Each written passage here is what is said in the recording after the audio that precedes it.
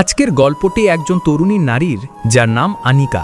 জীবন তাকে এনে ফেলেছিল এক অপ্রত্যাশিত মোড়ে। স্বামী পরিত্যক্তা আনিকা বুকে একরাশ স্বপ্ন আর চোখে অনিশ্চয়তার ছাপ নিয়ে পাড়ি জমিয়েছিল সৌদি আরবে কাজের সন্ধানে। তার ইচ্ছা ছিল কঠোর পরিশ্রম করে নিজের পায়ে দাঁড়াবে এবং মেয়েকে একটি সুন্দর ভবিষ্যৎ দেবে। কিন্তু সে কি জানতো ভাগ্যের নির্মম পরিহাস তার জন্য কি অপেক্ষা করছে? আনিকার জীবনটা শুরু থেকেই কষ্টের ছিল। ছোটবেলায় বাবা মারা যাওয়ার পর অভাবের সংসারে তার লেখাপড়া বেশি দূর এগোয়নি। অল্প বয়সেই তাকে বিয়ে দেওয়া হয় গ্রামের এক ছেলের সাথে, যার নাম ছিল রহিম। রহিম ছিল একজন দিনমজুর, কিন্তু তার উপার্জনের বেশিরভাগই যেত নেশার পেছনে। বিয়ের পর আনিকা বুঝতে পারল তার জীবন আরও কঠিন হতে চলেছে। রহিম কাজ করত কম, আর যখনই নেশা করত তখনই আনিকাকে মারধর করত।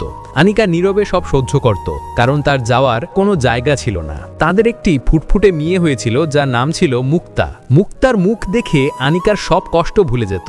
তার একমাত্র স্বপ্ন ছিল মুক্তাকে একটু সুন্দর জীবন দেওয়া। কিন্তু রহিমের অত্যাচার দিন দিন বাড়তে লাগলো। একদিন নেশার ঘোরে রহিম আনিকাকে এতটাই মারধর করলো যে সে জ্ঞান হারিয়ে ফেলল। গ্রামের লোকজন আনিকাকে হাসপাতালে নিয়ে গেল। এই ঘটনার পর আনিকা সিদ্ধান্ত নিল সে আর রহিমের সাথে থাকবে না। সে রহিমকে ডিভোর্স দিল। সমাজের কটু কথা আর আত্মীয়স্বজনের তিরস্কার তাকে সহ্য করতে হলো, কিন্তু আনিকা নিজের সিদ্ধান্তে অটল রইল। ডিভোর্সের পর আনিকা তার মেয়েকে নিয়ে মায়ের কাছে ফিরে গেল। মায়ের অবস্থাও ভালো ছিল না। তিনজনের সংসার চালানো আনিকার জন্য অসম্ভব হয়ে পড়ল। সে গ্রামে ছোটখাটো কাজ করত, কিন্তু তাতে পেট চালানোই কঠিন ছিল। মুক্তার ভবিষ্যৎ নিয়ে আনিকা দুশ্চিন্তায় পড়ে গেল। একদিন তার দূর সম্পর্কের এক আত্মীয়, যার নাম ছিল মিতালি, আনিকার কাছে এলো। মিতালি সৌদি আরবে কাজ করত এবং সে আনিকাকে শেখ বিল্লার বাড়িতে গৃহপরিচারিকার কাজের প্রস্তাব দিল। ভালো মাইনে, থাকা খাওয়ার সুব্যবস্থা, সবকিছু শুনে আনিকার মনে নতুন আশার সঞ্চার হলো। মিতালি তাকে বোঝালো যে সৌদি আরবে গেলে সে তার মেয়ের জন্য টাকা জমাতে পারবে এবং তাদের জীবন পাল্টে যাবে। আনিকা অনেক ভেবেচিন্তে এই প্রস্তাবে রাজি হয়ে গেল। তার বুকের ভেতর মুক্তার জন্য একটি সুন্দর ভবিষ্যতের স্বপ্ন দানা বাঁধল। আনিকা তার ছোট্ট মুক্তাকে মায়ের কাছে রেখে বুক ভরা স্বপ্ন আর চোখে একরাশ অনিশ্চয়তা নিয়ে সৌদি আরবের উদ্দেশ্যে রওনা দিল। রিয়াদের ঝলমলে আলোয় পা রেখে তার মনে এক নতুন আশার সঞ্চার হলো। সে জানতো না এই ঝলমলে আলোর আড়ালে লুকিয়ে আছে এক অন্ধকার জগৎ, যা তার জীবনের সবচেয়ে ভয়াবহ অধ্যায় হতে চলেছে। আনিকা যে বাড়িতে কাজ করতে গিয়েছিল সেটি ছিল শহরের অন্যতম ধনী শেখ বিল্লার বাড়ি। শেখ বিল্লা একজন প্রভাবশালী ও বিত্তশালী ব্যক্তি, কিন্তু তার আপাত ধর্মপ্রাণ চেহারার আড়ালে লুকিয়েছিল এক পাষাণ হৃদয়। তার বিশাল প্রাসাদ, বিলাসবহুল জীবনযাপন আর ক্ষমতার দাপট ছিল চোখে পড়ার মতো। প্রথম কয়েকদিন সবকিছু ঠিকঠাকই চলছিল। আনিকা মন দিয়ে কাজ করত এবং সবার মন জয় করার চেষ্টা করত, কিন্তু ধীরে ধীরে সে বুঝতে পারছিল এই বাড়ির পরিবেশ স্বাভাবিক নয়। শেখ বিল্লার পরিবারে ছিল তার স্ত্রী, 2 ছেলে এবং 1 মেয়ে।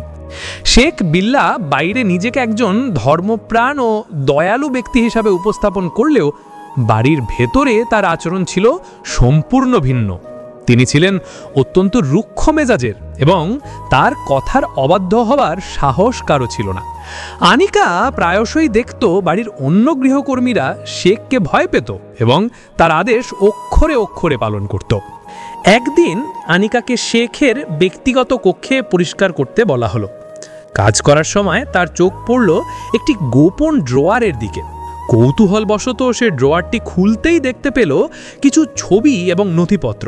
ছবিগুলোতে ছিল শেখের অন্যান্য গৃহকর্মীদের অশালীন অবস্থায়, আর নথিপত্রগুলো ছিল তাদের জিম্মি করে রাখার প্রমাণ।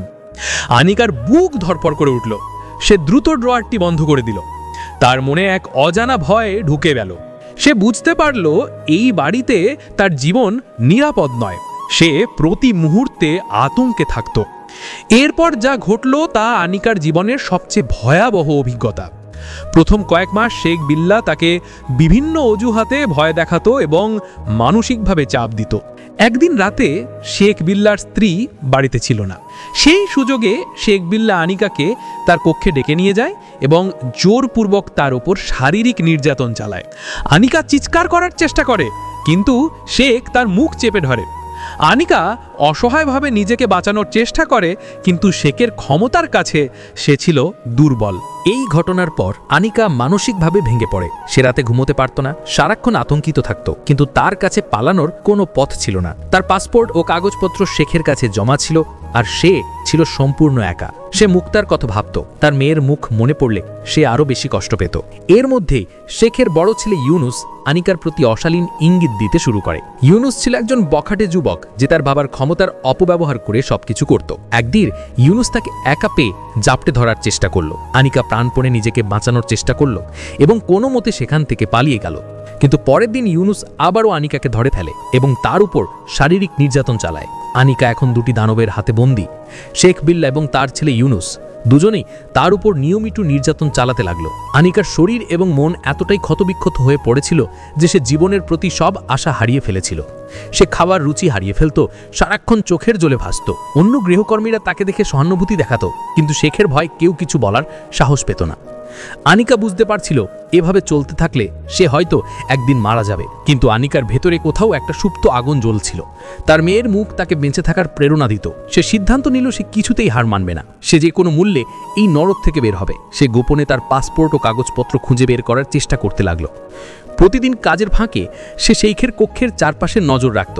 একদিন সৌভাগ্যক্রমে সে শেখের ব্যক্তিগত ফাইল রাখার ড্রয়ারের চাবি পেয়ে গেল। রাতে যখন সবাই ঘুমিয়েছিল, আনিকা সন্তর্পণে শেখের কক্ষে প্রবেশ করল। তার বুক ধড়পড় করছিল, কিন্তু সে নিজেকে শান্ত রাখার চেষ্টা করল। সে চাবি দিয়ে ড্রয়ারটি খুলল এবং তার পাসপোর্ট ও অন্যান্য কাগজপত্র খুঁজে বের করল। সে জানত এই সুযোগ সে হারাতে পারবে না। সে তার জিনিসপত্র নিয়ে নীরবে বাড়ির পেছনের দরজা দিয়ে বেরিয়ে পড়ল। রিয়াদের নির্জন রাস্তা দিয়ে সে ছুটতে লাগলো। তার চোখে ছিল মুক্তির স্বপ্ন। সে জানত না কোথায় যাবে, কিন্তু সে শুধু এই বাড়ি থেকে দূরে চলে যেতে চেয়েছিল। অনেকক্ষণ হাঁটার পর সে একটি ট্যাক্সি দেখতে পেল। সে ট্যাক্সিতে উঠে ড্রাইভারকে বলল তাকে এয়ারপোর্টে নিয়ে যেতে। এয়ারপোর্টে পৌঁছে সে তার জমানো সব টাকা দিয়ে বাংলাদেশের একটি টিকিট কাটল। ফ্লাইটের সময় ঘনিয়ে আসছিল, আর আনিকার মনে হচ্ছিল যেন সে স্বর্গে ফিরছে। কিন্তু তার যাত্রা কি এত সহজ হবে? বিমান উড্ডয়নের কয়েক মিনিট আগে হঠাৎ করেই আনিকার মোবাইল ফোনে একটি অচেনা নম্বর থেকে কল আসে। ভয়ে আনিকার হাত পা ঠান্ডা হয়ে যায়। অপর প্রান্ত থেকে একজন পুরুষ কণ্ঠ বলে ওঠে, আনিকা, তুমি কোথায় যাচ্ছ? তুমি কি মনে করো তুমি আমার হাত থেকে পালাতে পারবে? আনিকা বুঝতে পারে এটি শেখ এর লোক। সে আতঙ্কিত হয়ে ওঠে। তার মনে হয় সব শেষ হয়ে গেছে, কিন্তু সে সাহস হারায় না। সে দৃঢ় কণ্ঠে উত্তর দেয়, আমি জানি না আপনি কে আর আমি কোথায় যাচ্ছি তা আপনাকে বলার প্রয়োজন মনে করি না। লোকটি হাসতে হাসতে বলল, তুমি ভুল করছো আনিকা। তোমার মেয়ে মুক্তা আমাদের হাতে। যদি তুমি ফেরত না আসো তাহলে তোমার মেয়ের কি হবে তা তুমি কল্পনাও করতে পারবে না। আনিকার মাথায় আকাশ ভেঙে পড়ে। তার ছোট্ট মুক্তা, সে তো ছিল তার জীবন। কিভাবে তার মেয়েকে তারা অপহরণ করতে পারল? আনিকা দিশাহারা হয়ে পড়ে। সে কি করবে বুঝতে পারে না। ফ্লাইট উড্ডয়নের প্রস্তুতি নিচ্ছিল, কিন্তু আনিকার মন তখন তার মেয়ের কাছে। আনিকা তৎক্ষণাৎ একটি কঠিন সিদ্ধান্ত নেয়। সে ফ্লাইট থেকে নেমে যায়। তার মনে তখন শুধু একটাই চিন্তা, তার মেয়েকে ফিরিয়ে আনতে হবে। সে শেখ এর লোকেদের সাথে যোগাযোগ করে এবং তাদের সাথে দেখা করতে রাজি হয়। পরের দিন আনিকা শেখ এর বাড়িতে ফিরে আসে। শেখ তাকে দেখে মুচকি হাসে। সে ভাবে আনিকা ভয় পেয়ে ফিরে এসেছে, কিন্তু আনিকা এবার সম্পূর্ণ ভিন্ন এক রূপে ফিরে এসেছিল। সে আর সেই ভীতু নারী ছিল না যে একসময় তাদের লালসার শিকার হতে চলেছিল। আনিকা শেখকে বলে, আমি জানি আপনারা আমার মেয়েকে অপহরণ করেছেন। আমি আপনাদের সব অন্যায়ের কথা জানি। আপনারা যদি আমার মেয়েকে ফিরিয়ে না দেন তাহলে আমি পুলিশকে সব বলে দেব। আপনাদের সব কুকীর্তি ফাঁস করে দেব। শেখ বিল্লা আনিকার কথা শুনে হতবাক হয়ে যায়। সে বুঝতে পারে আনিকা এবার দুর্বল নয়। সে আনিকাকে ভয় দেখানোর চেষ্টা করে, কিন্তু আনিকা এবার দৃঢ় প্রতিজ্ঞ। ঠিক সেই মুহূর্তে আনিকার ফোনে একটি ভিডিও কল আসে। ভিডিওতে দেখা যায় তার মেয়ে একটি নির্জন জায়গায় বসে কাঁদছে। আনিকা চিৎকার করে ওঠে, আমার মেয়েকে ছেড়ে দিন, ওকে কিছু করবেন না। কিন্তু অপর প্রান্ত থেকে মেয়েটি বলে ওঠে, মা, ভয় পেও না, আমি ঠিক আছি। আনিকা অবাক হয়ে যায়। সে বুঝতে পারে না কি ঘটছে। তখনই একটি পুলিশ ভ্যান শেখের বাড়ির সামনে এসে থামে। পুলিশ কর্মকর্তা শেখকে গ্রেপ্তার করে। পরে জানা যায় আনিকা এয়ারপোর্ট থেকে নেমে প্রথমে বাংলাদেশ দূতাবাস এবং পরে স্থানীয় পুলিশের কাছে গিয়েছিল। সে সব কথা পুলিশকে খুলে বলেছিল। পুলিশ তাকে একটি গোপন রেকর্ডিং ডিভাইস দেয় এবং তাকে শেখ এর সাথে দেখা করতে বলে। আনিকা যখন শেখকে হুমকি দিচ্ছিল তখন পুলিশ সব রেকর্ড করে নিচ্ছিল। আর তার মেয়েকে পুলিশ আগেই বাংলাদেশে আনিকার মায়ের বাসা থেকে সুরক্ষিতভাবে উদ্ধার করেছিল এবং আনিকার মাকেও শেখের হুমকির বিষয়ে সতর্ক করা হয়েছিল। শেখ বিল্লা ও তার ছেলে ইউনুসকে গ্রেপ্তার করা হয় এবং তাদের বিচার হয়। তাদের সব কুকীর্তি ফাঁস হয়ে যায় এবং তারা কঠোর শাস্তি পায়। আনিকা নিরাপদে বাংলাদেশে ফিরে আসে। আনিকা একটি নতুন জীবন শুরু করে। সে তার মেয়ের সাথে সুখে শান্তিতে বসবাস করতে থাকে। এখন সে আর ডিভোর্সি নারী হিসেবে সমাজের করুণার পাত্রী নয়, বরং সে একজন সাহসী নারী, যে অন্যায়ের বিরুদ্ধে রুখে দাঁড়িয়েছিল এবং নিজের মেয়েকে রক্ষা করেছিল। তার গল্প অনেক নারীর জন্য অনুপ্রেরণা হয়ে ওঠে। সে লোকাল এনজিওর সাথে কাজ শুরু করে, যারা বিদেশে নির্যাতিত নারীদের সহায়তা করে। আনিকার এই অভিজ্ঞতা তাকে আরও শক্তিশালী করে তোলে এবং সে সিদ্ধান্ত নেয় যে আর কোনো আনিকাকেই যেন এমন পরিস্থিতির শিকার না হতে হয়। সেই লক্ষ্যে সে কাজ করে যাবে। সতর্কতামূলক বার্তা। এই গল্পের মাধ্যমে আমরা একটি গুরুত্বপূর্ণ বার্তা দিতে চাই। বিদেশে কাজের সন্ধানে যাবার আগে অবশ্যই সমস্ত কাগজপত্র ভালোভাবে যাচাই করে নিন। সরকার অনুমোদিত এজেন্সি ছাড়া অন্য কারো মাধ্যমে যাবেন না। কোনো প্রলোভনে পড়ে নিজের পাসপোর্ট বা গুরুত্বপূর্ণ কাগজপত্র অন্যের হাতে তুলে দেবেন না। বিপদে পড়লে সঙ্গে সঙ্গে স্থানীয় দূতাবাস বা পুলিশের সাহায্য নিন। মনে রাখবেন, আপনার জীবন এবং আপনার অধিকার অমূল্য।